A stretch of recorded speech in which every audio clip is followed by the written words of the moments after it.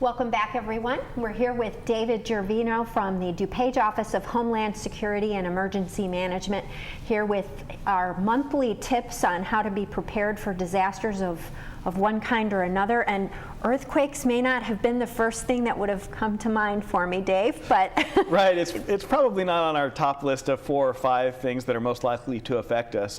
It is Earthquake Preparedness Month across the whole state of Illinois, and certainly central and southern Illinois residents are much more vulnerable to earthquakes based on the New Madrid Fault, which goes through southern Illinois, the St. Louis area.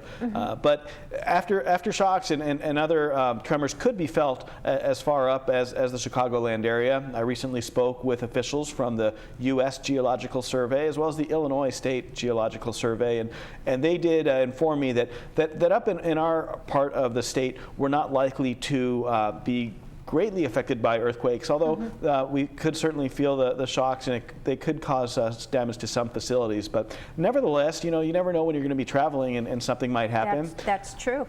Just a few years ago, I guess back in 2010, I was at a meeting in Decatur, Illinois, when there was a small earthquake. And I remember being in the hotel room and feeling the whole hotel shake. And again, being up here, just like you mentioned, I didn't think it was something I needed to prepare for. And one of the interesting things to me with that incident is most of the other disasters for which we prepare, such as flooding or blizzards or even tornadoes, normally you have some warning. Even with a tornado, it might just be a few minutes. But with an earthquake, you don't. Yeah, that's one of the scariest things about them. I mean, literally any instant. If you're living or traveling in an area where they're prevalent, like Southern California, for instance, I mean, disaster can really strike at any moment. And I think that uncertainty is part of what makes it a little bit scary. Is that when it started happening, I'm on the 3rd floor of a hotel and the ground is shaking beneath me. It's not something coming toward me. It's something right, and it's like, wow, what do I do? So tell us, what do you do? Because I think that example, I think the first instinct to someone is, I've got to run and get out of here. Exactly. And that's not what you should do. It's not, because a lot of injuries happen when people are running during an earthquake because they fall because of the shakiness of the ground or the terrain. So what people should do if they're inside a building is they should remember 3 things: drop, cover, and hold. And what that means is you want to drop to the ground, take cover under a sturdy piece of furniture, and hold on tight until the shaking stops.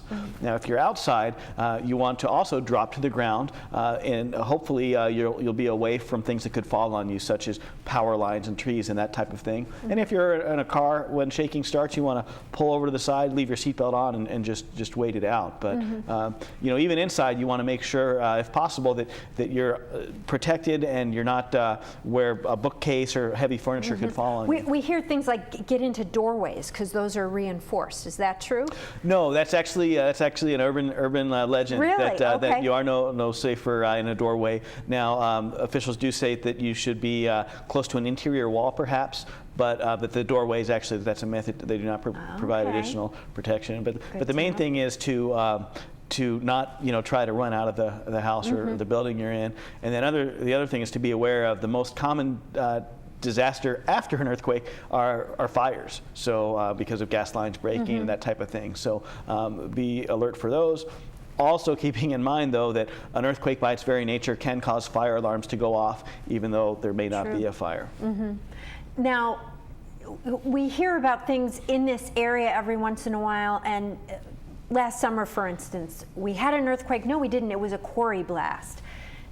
How are these things measured, and how do you know what you should be doing immediately after? I mean, you hear rumblings, especially in this area. I think people don't think earthquake. They think, oh, it's a train, it's a truck going by.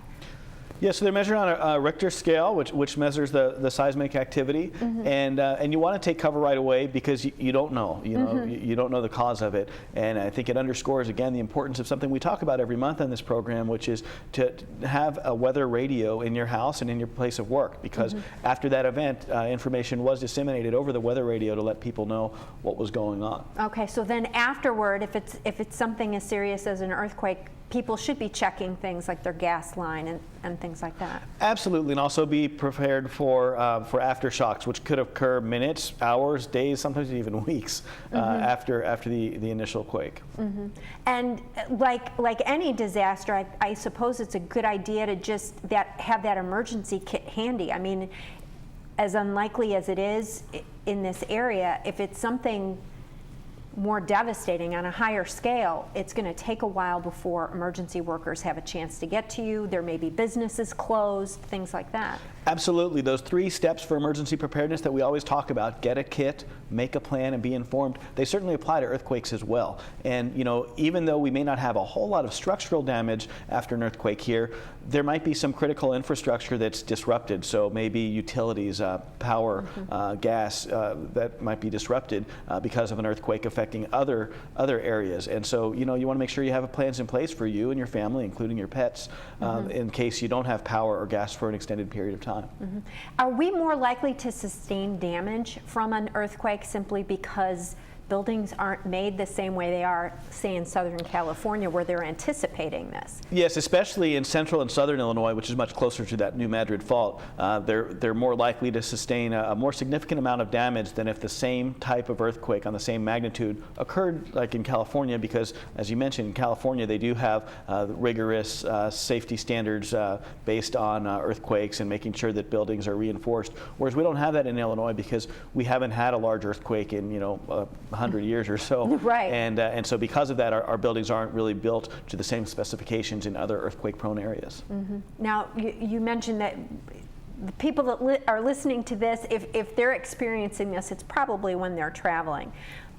And as a traveler, you don't really necessarily come equipped for that kind of thing. You're thinking of vacations and things like that. Is there any way to prepare for any sort of emergency when you're traveling away from home?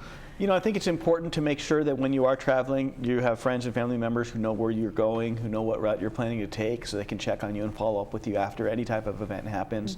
Make sure you know the layout of the hotel or whatever facility you're in, and take those basic precautions. And certainly, you know, in your vehicle, especially if you're taking an extended trip, we encourage you to have a small kit that's going to have, you know, water, a first aid kit, some granola bars or some type of non-perishable food, and other things, so that if you do get stuck away from home, you'll be able to survive okay and somewhat comfortably with some of your basic necessities. Great. Well, thanks for all the information on earthquake preparedness. Before we let you go, you have an event coming up through your office that you might want to let our viewers know about. That's right. On Saturday, March 15th at Wheaton College, we have our annual Advanced Severe Weather Seminar, and this is geared toward weather spotters, weather enthusiasts, and we bring in speakers, great speakers from all over the country.